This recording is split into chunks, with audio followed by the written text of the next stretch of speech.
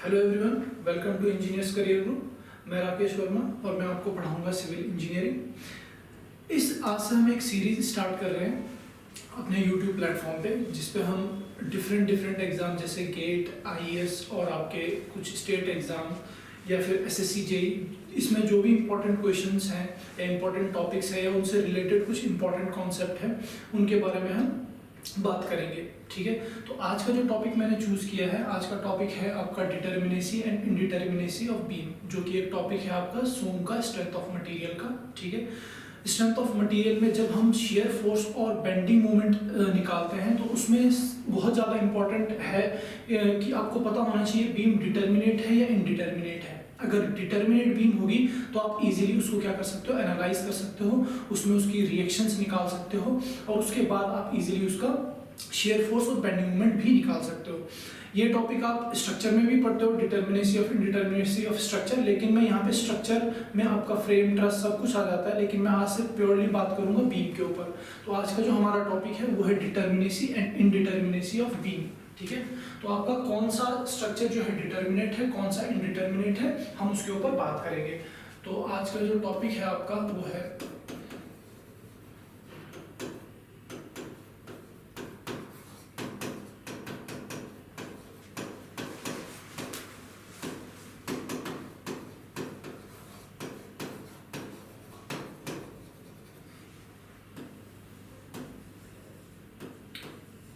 Determinacy and indeterminacy of beam.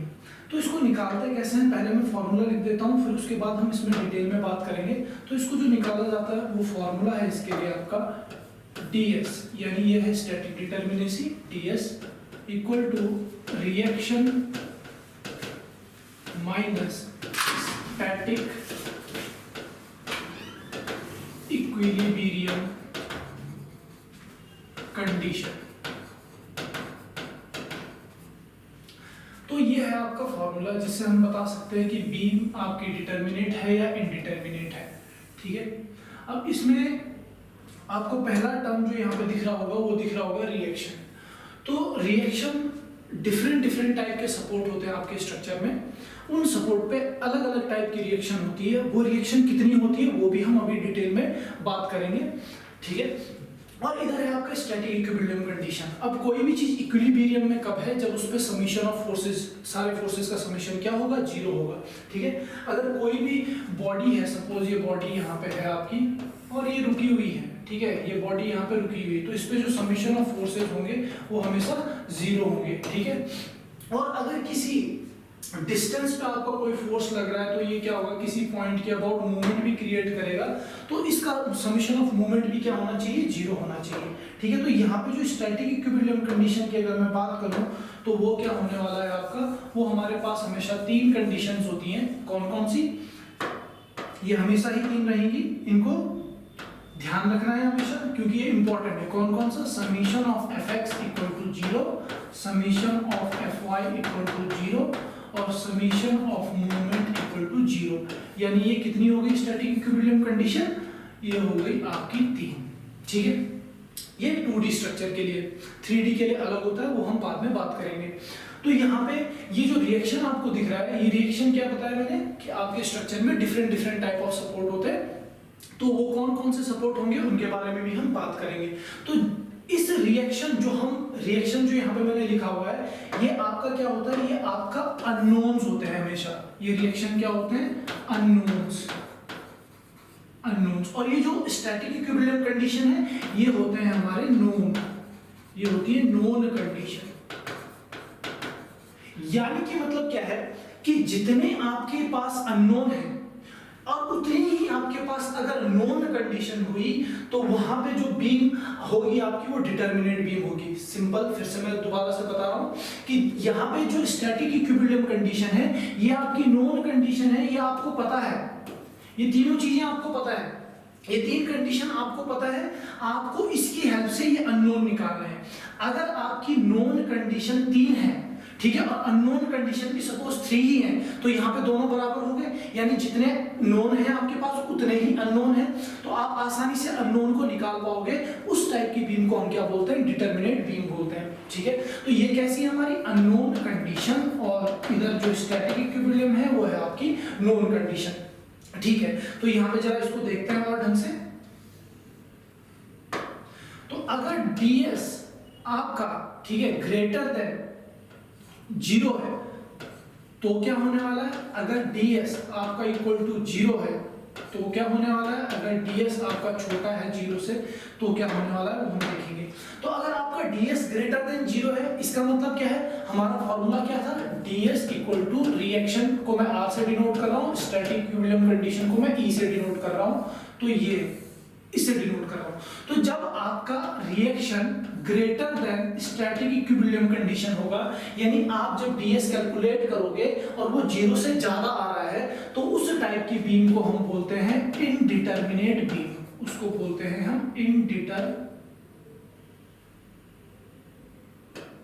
उसे हम बोलते हैं इनडिटरमिनेट बीम।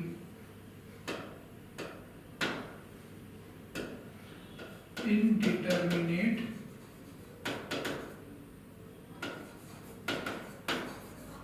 Indeterminate beam. और जहां पे आपका रिएक्शन और स्टैटिक इक्विलिब्रियम कंडीशन दोनों बराबर होंगी, जो मैंने अभी थोड़ी देर पहले आपको बताया था कि अननोन भी उतनी ही है, नोन कंडीशन भी उतनी है, तो उसको बोलते हैं हम डिटरमिनेट बीम। Determinate beam.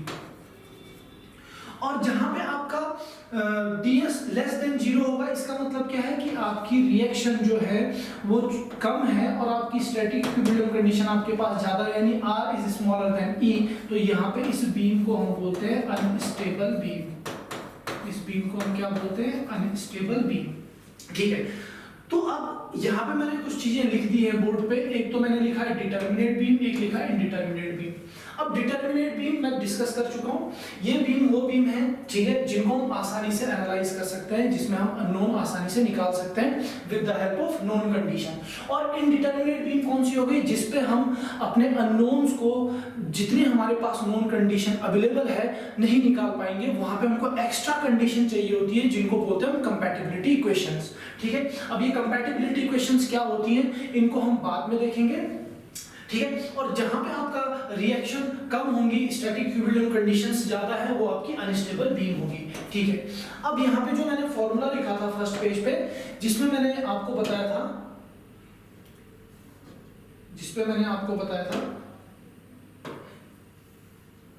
यहाँ पे रिएक्शन। अब जरा इसको देखते हैं कि रिएक्शन क्या है आपका। ठीक है, कौन कौन सी रिएक्शन होती है, कौन कौन से सपोर्ट होते हैं, क्या होता है, सब कुछ हम देखने वाले हैं। तो अब हम रिएक्शंस को देखेंगे। ठीक है, चलो तो आगे बढ़ते हैं। तो सबसे पहले हम डिफरेंट टाइप ऑफ सपोर्ट देखेंगे, उस पे कितनी कितनी रिएक्शंस होती है वो थोड़ा डिटेल में देखेंगे। उसके बाद हम बीम पे जाएंगे, फिर उनको एनालाइज करेंगे, देखेंगे कौन सी बीम डिटरमिनेट है, कौन सी बीम इनडिटरमिनेट है। ठीक है, तो यहाँ पे हम देखने वाले हैं टाइप्स ऑफ सपोर्ट। अब यहाँ पे हम देखने वाले हैं टाइप्स ऑफ सपोर्ट्स, जिसमें पहला सपोर्ट है आपका फिक्स्ड सपोर्ट।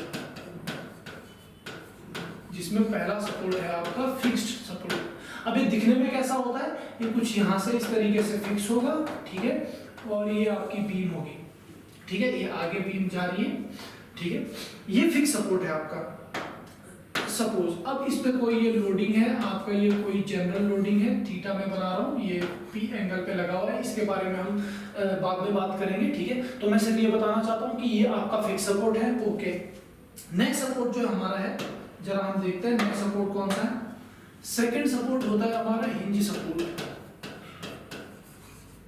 सेकंड सपोर्ट जो होता है हमारा वो होता है हिंज सपोर्ट। अभी हिंज सपोर्ट देखने में कैसा होगा, कुछ इस तरीके से होगा, ये नीचे से आपका फिक्स होगा, यहाँ पे एक हिंज होती है और ये बीम आगे जो है कंटिन्यूअस है। फिर से यहाँ पे मैं एक लोड लगा देता हूँ, ये आपका लोड है, थीटा एंगल पे लग रहा है P। ओके, ये दूसरा सपोर्ट हो गया। अब ये कैसा होगा हिंज सपोर्ट, ये कुछ इस तरीके से होगा कि ये आपका नीचे से फिक्स है और ये बीम इस तरीके से, और ये ऊपर हिंज है, इस तरीके से रोटेट कर सकता है इसके ऊपर। ठीक है, ओके, अब नेक्स्ट देखते हैं नेक्स्ट सपोर्ट कैसा होता है आपका। नेक्स्ट सपोर्ट है आपका तीसरा जो होता है रोलर सपोर्ट। और रोलर सपोर्ट किस तरीके से होगा, बस हिंज के नीचे हमने रोलर लगा देने और बन गया हमारा रोलर सपोर्ट। ये नीचे मैंने रोलर लगा दिए, इसमें ऊपर हिंज रहेगी, यहाँ पे ये बीम है आगे सेम, ठीक है। और यहाँ पे मैंने लोड लगा दिया, ये आपका थीटा एंगल पी। ओके, अब ये वाला कैसा है, सेम वैसा ही, नीचे रोलर होगा, ऊपर हिंज है, इस तरीके से आपकी बीम जो है इसके ऊपर जो है यहाँ पे रोटेट करेगी, ठीक है। अब जरा देखते हैं कि इनमें कितनी कितनी रिएक्शन होती हैं, क्योंकि हमें पीछे जो मैंने डिटर्मिनेसी ऑफ बीम जो निकालना था, ये डिटर्मिनेट बीम कौन सी होती है, उसके लिए हमको पता होना चाहिए कि किस सपोर्ट पे कितनी रिएक्शन होती हैं, ठीक है। तो सबसे पहले इस पे देखते हैं कितनी रिएक्शन होने वाली है, ठीक है। अब यहाँ पे जो ये मैंने लोड बना रखा है, ये समझ लो कि ये कोई जनरल लोडिंग है, मतलब किसी भी एंगल पे कोई भी लोडिंग है उसे जनरल लोडिंग बोलते हैं, ठीक है। अब इसके क्या है, दो कंपोनेंट होंगे, एक आपका ये P cos थीटा जिसके साथ एंगल बना रहा है, और एक होगा P sin थीटा, ठीक है। अब ध्यान से देखते रहना, ये फिक्स सपोर्ट है। फिक्स सपोर्ट अगर आप एग्जांपल देखना चाहो तो सिंपल इस तरीके से आपकी वॉल है, वॉल में इस तरीके से बीम लगी हुई है, तो ये बीम दो वॉल के बीच में, ये इधर एक साइड से ये फिक्स सपोर्ट है एकदम। तो जब भी आप इधर से फोर्स लगाओगे तो क्या ये वॉल अपनी जो ये सपोर्ट है अपनी जगह से उधर जाएगा? कभी नहीं जाएगा। क्यों नहीं जाएगा? क्योंकि ये सपोर्ट जो है इस फोर्स पे रिएक्शन लगाने वाला है। क्यों? सिंपल सी बात है, मैं समझाता हूँ कि यहाँ पे कोई बीम है, इस तरीके से मैं इधर से खींचूंगा तो ये इधर निकल जाएगा, लेकिन उतनी ही रिएक्शन से मैं अगर मैं इसको खींचूं तो ये इक्विलिब्रियम कंडीशन में आ जाएगा, स्टैटिक कंडीशन में आ जाएगा, यानी इसमें कोई डिस्प्लेसमेंट आपको देखने को नहीं मिलेगी।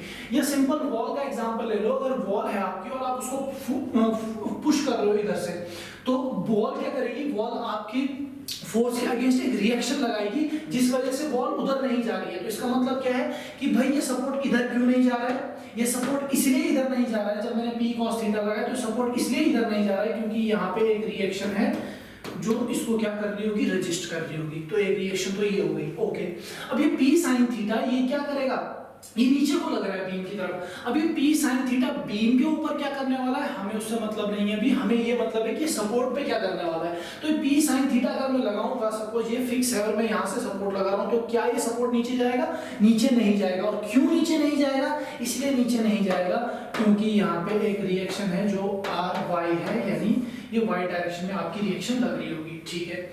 अब तीसरा, अब जो ये P sin थीटा है ये क्या करेगा? एक मूवमेंट भी क्रिएट करेगा, लेकिन बीम कैसी है?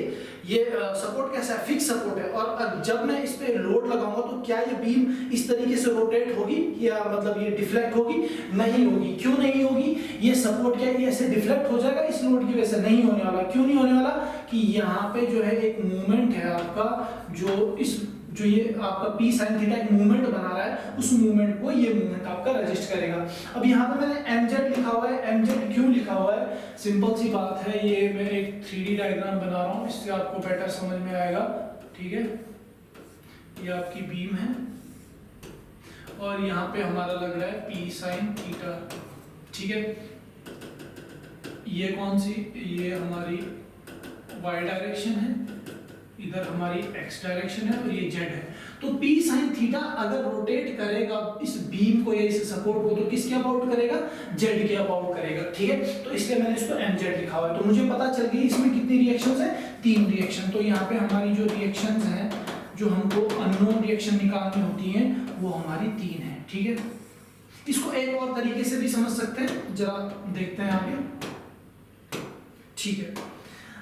अब ध्यान देना कि कभी भी कोई भी बीम अगर डिफॉर्म होगी, किसी भी बीम में अगर डिफॉर्मेशन होगा, तो वो 2 रीजन की वजह से होता है हमेशा। किस वजह से? एक आपका डिफ्लेक्शन और दूसरा होता है आपका रोटेशन, ठीक है। एक होगा आपका डिफ्लेक्शन और दूसरा होगा आपका रोटेशन। डिफ्लेक्शन और दूसरा होगा आपका रोटेशन।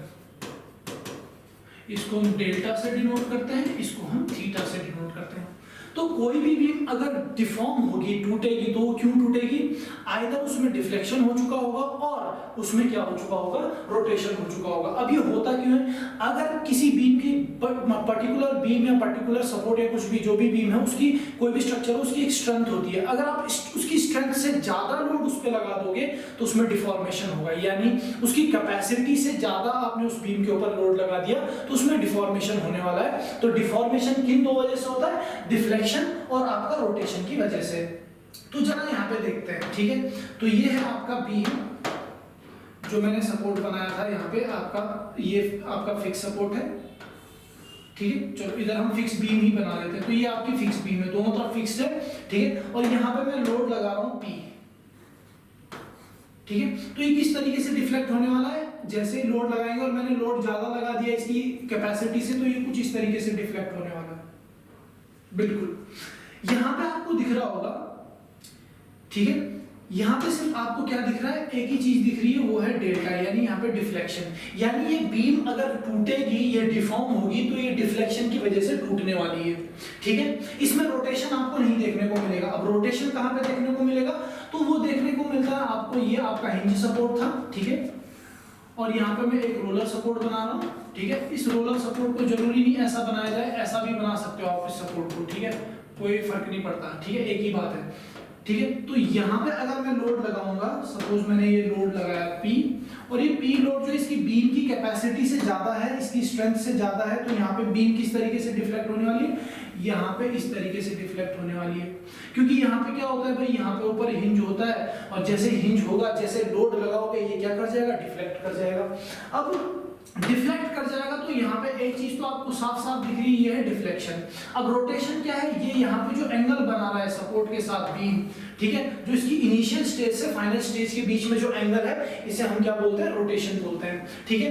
तो ये जो बीम फेल होगी, ये डिफ्लेक्शन, मेजरली डिफ्लेक्शन की वजह से होगी, ये डिफ्लेक्शन रोटेशन दोनों की वजह से डिफॉर्म होने वाली है। तो यहाँ पे साफ साफ आपको दिख रहा है कि यहाँ पे थीटा क्या है, 0, यहाँ पे थीटा क्या है, 0, लेकिन यहाँ पे थीटा क्या कर रहा है, एग्जिस्ट कर रहा है। इसका मतलब क्या है, ये अगर यहाँ पे थीटा क्या है, आपका 0 है, तो इसका मतलब क्या है कि यहाँ पे हमेशा मूवमेंट क्या करता है, एग्जिस्ट करता है, होता है। ये मूवमेंट इस तरीके से लग रहा है, इसी वजह से यहाँ पे ये बीम को रोटेट नहीं होने दे रहा है। सेम इधर भी अगर थीटा 0 है, तो इसका मतलब क्या है, मूवमेंट एग्जिस्ट कर रहा है। तो एक बात आपको यहाँ पे समझ में आ गई कि जहां पे रोटेशन 0 होगा, वहां पे हमेशा आपका क्या, मूवमेंट एग्जिस्ट करेगा, ठीक है।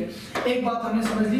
दूसरी बात यहाँ पे देखते हैं जरा कि यहाँ पे तो थीटा एग्जिस्ट कर रहा है, थीटा क्या कर रहा है, आपका एग्जिस्ट कर रहा है। तो इसका मतलब क्या है कि इस पॉइंट पे मूवमेंट हमेशा 0 होता है, और यहाँ पे भी थीटा एग्जिस्ट कर रहा है, तो इसका मतलब मूवमेंट यहाँ पे क्या है, 0 है। तो आपको याद होगा जब आप कॉलेज में रहे होंगे कभी, ठीक है, ये आपकी बीम है और आपको इस तरीके से लोड दे देते थे कि निकालो भाई, ठीक है, इन सपोर्ट्स पे रिएक्शन निकालो। तो वो क्या करते थे, आप सीधा क्या करते थे, इस पॉइंट या इस पॉइंट के अबाउट मूवमेंट 0 कर देते थे, बोलते थे भाई इस पॉइंट पे मूवमेंट 0 करो, आइदर इसके अबाउट मूवमेंट 0 ले लो, आइदर इसके अबाउट मूवमेंट 0 ले लो, और इक्वेशन को सॉल्व कर दो। तो भाई क्यों लेते थे 0 इसलिए लेते थे क्योंकि यहाँ पे मूवमेंट आपका 0 होता है, इसलिए हम मूवमेंट यहाँ पे 0 लेते हैं। समीशन ऑफ मूवमेंट यहाँ पे 0 होता है, समीशन ऑफ मूवमेंट यहाँ पे 0 होता है, ठीक है। तो ये चीज हमने देख ली। अब इसका एप्लीकेशन पीछे क्या है वो जरा देखते हैं, ठीक है। तो यहाँ पे हमने रिएक्शन देख ली थी, 3 है। तो सबसे पहली चीज जो मैंने तुमको बताई, सबसे पहला पॉइंट जो मैंने तुम्हें बताया, क्या बताया कि भाई यहाँ पे जो है रोटेशन हमेशा क्या होने वाला है, 0। तो जब थीटा 0 होगा तो इसका मतलब क्या है, मूवमेंट एग्जिस्ट करेगा, यानी यहाँ पे हमेशा मूवमेंट होगा, इस सपोर्ट पे एक मूवमेंट जरूर होगा। इसी वजह से यहाँ पे क्या है, रोटेशन 0 है, बीम रोटेट नहीं कर रही है, ठीक है। दूसरा, जब मैं P cos थीटा लगा रहा था तो क्या ये सपोर्ट अपनी जगह से डिस्प्लेस हो गया था, इसमें आपको डिस्प्लेसमेंट देखने को मिला था, नहीं। यहाँ पे डिस्प्लेसमेंट इन x डायरेक्शन भी क्या था, 0 था। इसका मतलब क्या है, Rx यहाँ पे एग्जिस्ट कर रहा है, ये Rx है, तभी तो ये इस सपोर्ट को इधर नहीं आने दे रहा है, ये इसको रोक रहा है। इसी वजह से डेल्टा x क्या है, यहाँ पे 0 है, ठीक है। 2 एग्जिस्टेंस मिल गई है आपको। दूसरा देखते हैं डेल्टा y डायरेक्शन में, जब मैं P sin थीटा लगा रहा था तो क्या सपोर्ट नीचे चला गया, नहीं गया, यहाँ पे डेल्टा y भी 0 था, तो इस वजह से यहाँ पे ry क्या कर रहा है, एग्जिस्ट कर रहा है, ठीक है, ओके। तो यहाँ पे आपको 3 चीजें देखने को मिल रही हैं जो हमने पीछे डिस्कस कर लिया है कि रिएक्शन 3 है, और वो 3 रिएक्शन कौन कौन सी है, मूवमेंट, Rx और Ry, reaction in x direction, reaction in y direction. तो यहाँ पे फिक्स सपोर्ट पे कितनी रिएक्शन होती है, 3, ठीक है। अब चलते हैं आगे। नेक्स्ट है आपका हिंज सपोर्ट। अब हिंज सपोर्ट में देखो फिर से वही, यहाँ पे आपकी जनरल लोडिंग है, यहाँ पे ये क्या हो जाएगा P cos थीटा, इधर क्या हो जाएगा P sin थीटा। तो जरा P cos थीटा जरा देखते हैं इसको। P cos थीटा की जब मैं बात कर रहा था तो मैंने क्या बोला, ये सपोर्ट कैसा है, हिंज सपोर्ट है, नीचे से फिक्स है इस तरीके से। अगर मैं इसको यहाँ से पुश करूँ तो क्या ये सपोर्ट उधर जाएगा? नहीं जाएगा। क्यों नहीं जाएगा? क्योंकि यहाँ पे एक रिएक्शन है Rx जो x डायरेक्शन में लग रही होगी, इसी वजह से सपोर्ट इसको इधर नहीं जाने दे रहा है। ये सपोर्ट इसको इधर, ये सपोर्ट जो है इधर नहीं जाएगा, ठीक है। अब देखते हैं P sin theta. P sin theta कहाँ लग रहा है? नीचे की तरफ। तो जब ये P नीचे की तरफ लग रहा है P sin थीटा, तो क्या ये सपोर्ट को नीचे लेके जाएगा? नहीं लेके जाएगा। क्यों? क्योंकि यहाँ पे एक रिएक्शन है Ry जो इसको रजिस्ट कर रही होगी, जो इसको नीचे नहीं जाने देगा कभी भी, ठीक है। ये भी हमने देख लिया। अब देखते हैं चलो मूवमेंट। तो मूवमेंट मैंने क्या बताया था कि ये बीम ऊपर से, इसमें हिंज है यहाँ पे टॉप पे, तो ये बीम जब लोड लगाओगे तो इस तरीके से रोटेट कर रही है, तो ये कोई भी मूवमेंट नहीं रजिस्ट कर सकती, यानी यहाँ पे मूवमेंट नहीं होगा। और वो हम पीछे भी देख चुके हैं कि मैंने बताया था कि सपोर्ट, हिंज सपोर्ट के ऊपर क्या होता है, आपका मूवमेंट हमेशा क्या होता है? जीरो होता है, ठीक है। ये हम पीछे देख चुके हैं। तो जरा यहाँ पे हमने देख लिया है कि कितनी रिएक्शन निकलने वाली है आपकी। यहाँ पे रिएक्शन निकलती है 2, यहाँ पे आपकी रिएक्शन कितनी होने वाली है? 2, ठीक है, ओके। अब जरा इसको उस तरीके से भी देख लेते हैं जैसे हमने पीछे देखा था, ठीक है। तो यहाँ पे रोटेशन भाई रहेगा हमेशा, क्योंकि मैंने पीछे बता रखा है आपको रोटेशन एग्जिस्ट करता है, तो मूवमेंट क्या हो जाएगा? जीरो। डेल्टा एक्स की अगर मैं बात करूं तो डेल्टा एक्स क्या था? जीरो। जब मैं ये P cos थीटा लगा रहा था तो यहाँ पे डिस्प्लेसमेंट जीरो था, तो इस वजह से डेल्टा एक्स जीरो है। क्यों जीरो है? क्योंकि Rx एग्जिस्ट कर रहा है भाई, वहां पे Rx है, इस वजह से ये जीरो है। डेल्टा y को अगर मैं देखूं तो ये भी जीरो है। क्यों? क्योंकि वहां पे Ry जो है एग्जिस्ट कर रहा है, ठीक है। तो यहाँ पे कितनी रिएक्शन निकली है आपकी? ये 2। एग्जिस्टेंस कितनी है? 2। सिर्फ Rx और Ry, इसमें कोई भी मूवमेंट नहीं होगा यहाँ पे, ठीक है, कभी भी नहीं होगा, क्योंकि यहाँ पे हिंज है। जब भी लोड लगेगा तो ये क्या है, कोई भी मूवमेंट जो है रजिस्ट नहीं कर सकता है, ठीक है। आगे चलते हैं। नेक्स्ट हमारी जो सपोर्ट है वो है रोलर सपोर्ट। रोलर सपोर्ट किस तरीके का है? जैसा आपका हिंज सपोर्ट था उसमें बस नीचे हमने क्या लगा दिया? रोलर लगा दिया। और रोलर लगा दिया तो यहाँ से अगर मैं लोड लगा रहा हूँ, फोर्स लगा रहा हूँ, तो ये रोलर की तरह उधर चला जाएगा, क्योंकि नीचे टायर लगे हुए हैं, सिंपल सी बात है, ठीक है। तो यहाँ पे जब भी मैं इधर से, इसके 2 कंपोनेंट होंगे आपके, कौन कौन से? P cos थीटा और इधर से होगा P sin थीटा, ठीक है। तो ये P cos थीटा जब लगेगा तो ये रजिस्ट नहीं कर पाएगा, इसको कोई भी रेजिस्टेंस नहीं दिखाएगा, तो सपोर्ट आपका सीधा यहाँ से कहाँ पहुंच जाएगा? यहाँ पहुंच जाएगा, ठीक है। तो यहाँ पे कोई रिएक्शन नहीं होने वाली है आपकी, ठीक है। तो Rx रिएक्शन पीछे हर जगह थी, लेकिन यहाँ पे आपकी कोई Rx रिएक्शन नहीं रहेगी, ओके। अब जरा देखते हैं दूसरा। जब ये P sin थीटा लगेगा तो क्या ये सपोर्ट नीचे चले जाएगा? नहीं। यहाँ पे क्या है? नीचे रिजिड सरफेस है, तो यहाँ पे नीचे नहीं जाएगा। क्यों नीचे इसलिए नहीं जाएगा? क्योंकि यहाँ पे एक रिएक्शन है Ry जो y डायरेक्शन में लग रही होगी, ठीक है। तो यहाँ पे रिएक्शन हो गई 1। अब देखो यहाँ पे P sin थीटा, तो ऊपर इसमें भी हिंज है और ये कोई भी मूवमेंट रजिस्ट नहीं कर सकता, तो इस पर मूवमेंट भी क्या होगा? 0। यानी यहाँ पे नंबर ऑफ रिएक्शन जो आपकी निकली वो निकली आपकी 1। तो यहाँ पे जो नंबर ऑफ रिएक्शन कितनी है हमारी? 1। सेम इसको थोड़ा दूसरे तरीके से भी देख लेते हैं। थीटा, भाई थीटा इसमें एग्जिस्ट करता है, हमने पीछे देखा था रोटेशन हो रहा था बीम का इस रोलर सपोर्ट के ऊपर, तो मूवमेंट क्या है आपका? 0। मूवमेंट क्या है आपका? 0, ठीक है, ओके। मूवमेंट है आपका 0। अब डेल्टा एक्स की अगर मैं बात करूं तो P cos थीटा जब लगा रहा था तो ये सपोर्ट कहाँ? उधर चला गया। डेल्टा एक्स क्या कर रहा है? एग्जिस्ट कर रहा है। इसका मतलब क्या है? Rx है, Rx जो है आपका, Rx जो है आपका वो 0 है। Rx जो है आपका वो 0 है, ठीक है। अब डेल्टा y देखते हैं, तो डेल्टा y क्या है? 0। जब मैं P sin थीटा लगाया तो क्या ये नीचे गया? नहीं गया, ये 0 था। तो इसका मतलब क्या है? Ry यहाँ पे एग्जिस्ट कर रहा है। तो यहाँ पे एग्जिस्टेंस कितनी है? सिर्फ एक ही है, जो है रिएक्शन इन y डायरेक्शन। तो हमको पता चल गया क्या कि फिक्स सपोर्ट में कितनी रिएक्शन होती है? फिक्स सपोर्ट में हमारी 3 रिएक्शन होती है, अननोन रिएक्शन जो हमें निकालनी होती है, ठीक है। आपका हिंज सपोर्ट में कितनी होती है? 2 रिएक्शन। कौन कौन सी? रिएक्शन इन x डायरेक्शन और y डायरेक्शन। और नेक्स्ट है आपका जो रोलर सपोर्ट। रोलर सपोर्ट में एक रिएक्शन होती है, वो रिएक्शन इन y डायरेक्शन, ठीक है। तो हमने ये चीज तो देख ली है, ठीक है। और ये थोड़ा कॉन्सेप्ट मैंने बीच में बताया था किसका? डिफॉर्मेशन का। चलो अब हम देखते हैं डिटरमिनेसी एंड इनडिटरमिनेसी ऑफ बीम। तो सबसे पहली जो बीम मैं बना रहा हूँ वो बना रहा हूँ मैं पहली निकाल रहा हूँ कैंटिलीवर बीम, ठीक है। ये टाइप ऑफ बीम्स में से एक है कैंटिलीवर बीम। अब ये कैंटिलीवर बीम कैसी होगी, इधर से आपका सपोर्ट फिक्स होगा और इधर से आपका एंड दूसरा फ्री होगा। तो एक तरफ से फिक्स सपोर्ट है, एक तरफ से फ्री एंड है, ठीक है। अब इसको पीछे वाले की तरफ मत समझ लेना, ये पीछे कंटिन्यूअस जा रही थी बीम, आगे ये देखो ये आपका इधर से फिक्स है और ये बीम आगे हिंज भी हो सकता है, फिक्स भी हो सकता है, कुछ भी हो सकता है, ठीक है। यहाँ पे जो ये पर्टिकुलर बीम है, यहाँ पे जो भी लोड लगेगा कैंटिलीवर के ऊपर वो सारा का सारा कौन रजिस्ट करने वाला है, ये सपोर्ट रजिस्ट करने वाला है। तो जरा हम इस पे देखते हैं कि ये बीम कैसी है, डिटरमिनेट है या इनडिटरमिनेट है। ओके चलो स्टार्ट करते हैं। तो मुझे पता है कि इस पे कितनी रिएक्शन होती है, इसमें रिएक्शन होती है 3। तो हमारा फॉर्मूला क्या था डीएस का, DS equal to reaction minus static equilibrium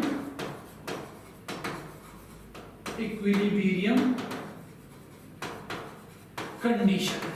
क्या यही था, बिल्कुल यही था। और ये स्टैटिक इक्विलिब्रियम कंडीशन कितनी होती थी, 3। Summation of fx equal to 0, summation of fy equal to 0 और summation of movement equal to 0। तो ये कितनी है टोटल भाई, आपकी 3 है। ये हम देख चुके हैं। तो यहाँ पे जरा निकालते हैं इसको फिर, ठीक है। तो ds इक्वल टू रिएक्शन कितनी है, 1, 2 और 3, ठीक है। तो लोड कैसा लगाया था मैंने, लोड मैंने इस तरीके से लगाया था थीटा, ठीक है। तो इस वजह से कितनी रिएक्शन थी, 3 रिएक्शन थी। रिएक्शन कितनी है, 3। स्टैटिक इक्विलिब्रियम कंडीशन में कितनी है, 3 के आगे 0। तो यहाँ पे जितनी नोन कंडीशन है आपके पास उतने ही अननोन आपको निकालने हैं। तो ये बीम कैसी होगी, डिटरमिनेट बीम होगी, यानी मैं इसको एनालाइज कर सकता हूँ, मैं इसको देख सकता हूँ, अच्छा कहाँ पे क्या आ रहा है, अच्छा इतनी रिएक्शन आ रही है, इतना मूवमेंट आ रहा है, ओके मैं सब कुछ देख सकता हूँ इसमें। इसको मैं आसानी से जो है एनालाइज कर सकता हूँ। तो जिसको हम आसानी से एनालाइज कर सकते हैं उस बीम को हम क्या बोलते हैं, डिटरमिनेट बीम। उसको क्या बोलते हैं, तो ये कैसी बीम हो गई आपकी, डिटरमिनेट बीम। तो भाई कैंटिलीवर तो निकल गई आपकी डिटरमिनेट बीम। ओके चलो अब आगे देखते हैं जरा। अब यहाँ पे थोड़ा ध्यान देने वाली बात यह है कि लोड पहले कैसा था, किसी एंगल पे था, लेकिन अब जो मैं लोडिंग कंडीशन है वो चेंज कर रहा हूं, लोड अब वर्टिकली लग रहा है सिर्फ। अब जरा मुझे बताओ कि ये बीम डिटरमिनेट है या इनडिटरमिनेट है। तो जब सिर्फ लोड ऊपर से लगेगा, अभी एंगल ऐसा था तो एक कंपोनेंट ये था, एक कंपोनेंट एक्स डायरेक्शन में भी लोड था और वाई डायरेक्शन में भी लोड था। अभी सिर्फ लोड ऊपर से है, सिर्फ वाई डायरेक्शन में, तो रिएक्शन भी कैसे होगी, इधर से ही होगी, ठीक है। जब लोड इस डायरेक्शन में होगा तो रिएक्शन भी कैसे होगा, ऐसे ही होगा। कोई भी लोड ऊपर से लग रहा है तो उसको जो रिएक्शन देगा वो नीचे से ही मिलने वाला है, ठीक है। तो यहाँ पे रिएक्शन कहां से होगी, सिर्फ एक नीचे से होगी। अब कोई भी लोड आपका एक्स डायरेक्शन में नहीं है तो यहाँ पे कभी भी आपका रिएक्शन एक्स डायरेक्शन में नहीं आने वाला है, कभी भी रिएक्शन आपकी एक्स डायरेक्शन में नहीं आएगी, ठीक है। अब जो ये लोड है P, ये क्या कर रहा है, एक मूवमेंट बना रहा है, किस पॉइंट के अबाउट, इस पॉइंट के अबाउट, ठीक है। तो इसको कौन रजिस्ट करने वाला है, ये मूवमेंट रजिस्ट करने वाला है जो हमारा mz था और ये रिएक्शन थी ry। तो यहाँ पे रिएक्शन सिर्फ 2 ही रहेंगी इस केस में, ये ध्यान रखना, रिएक्शन सिर्फ 2 ही रहेंगी। और जब हम सिंपली इसको सॉल्व करते थे तो कैसे करते थे भाई, सिंपल एक तरीका था हमारा सॉल्व करने का। क्या तरीका था भाई, ये है आपका P, ठीक है। अब देखो यहाँ पे आपका क्या क्या लग रहा है, एक तो मूवमेंट लग रहा है जो हमारा ये मूवमेंट जनरेट हुआ है, और एक हमारी रिएक्शन है ry, ये है मूवमेंट m। अब सपोज ये है आपका 2 मीटर की बीम है, ठीक है। ये लोड आपका 10 किलो न्यूटन का है, तो भाई 10 किलो न्यूटन ऊपर से लग रहा है तो नीचे से सिंपल डायरेक्ट है ये, ठीक है। अगर आप चाहो तो स्टैटिक इक्विलिब्रियम कंडीशन से भी निकाल सकते हो, कैसे वो मैं समझाऊंगा अभी, ठीक है। इसको किस तरीके से एनालाइज करना है वो हम अभी देखेंगे थोड़ी देर में। तो यहाँ पे रिएक्शन कितनी है, 2। तो यहाँ पे जरा देखो वो ds अगर मैं निकालना चाहूँ फिर से इसी बीम का तो r माइनस e, ठीक है। रिएक्शन कितनी है, 2। अब स्टैटिक इक्विलिब्रियम कंडीशन कितनी होनी चाहिए, तो ध्यान से देखो 3 थी हमारी, summation of moment equal to 0, summation of fx equal to 0, summation of fy equal to 0। ये 3 थी क्या, बिल्कुल ये 3 थी। लेकिन इस केस में यहाँ पे स्टैटिक इक्विलिब्रियम कंडीशन 3 नहीं होगी। क्यों? क्योंकि आपकी एक्स डायरेक्शन में कोई लोड ही नहीं है। जब लोड ही नहीं है तो वहां पे आपकी इक्विलिब्रियम कंडीशन नहीं आएगी, यानी यहाँ पे स्टैटिक इक्विलिब्रियम कंडीशन कितनी रहने वाली है? 2। तो यहाँ पे कितनी रहेगी? 2। तो ये अभी भी हमारी क्या है? डिटरमिनेट बीम है। अब देखो यहाँ पे तो हम क्या करेंगे, दो चीजें हमारे पास, एक तो summation of Fy equal to 0, एक मूवमेंट इक्वल टू 0। तो summation of Fy equal to 0, भाई एक लग रहा है P नीचे को या Ry लग रहा है ऊपर को, तो P को चाहे इसको पॉजिटिव ले लो, इसको ऊपर वाले को फिर नेगेटिव ले लो, या इसको पॉजिटिव ले लो, इसको नेगेटिव ले लो, मर्जी आपकी है। मैं P को पॉजिटिव ले रहा हूँ, Ry को नेगेटिव ले रहा हूँ, और ये हो जाएगा समेशन इक्वल टू 0। तो यहाँ पे देखो P कितना है? 10, ये है Ry इक्वल टू 0, तो Ry कितना आ गया आपका? 10 किलो न्यूटन। इसी तरीके से क्या सॉल्व करते थे? बिल्कुल इसी तरीके से करते थे, ठीक है। अब मूवमेंट अगर देखना चाहो तो मूवमेंट कैसे देखा, ये देखो summation of movement equal to 0। तो एक मूवमेंट क्या है? ये एंटी क्लॉकवाइज है, क्लॉकवाइज है, तो क्लॉकवाइज को पॉजिटिव ले लो, एंटी क्लॉकवाइज को नेगेटिव ले लो। तो 10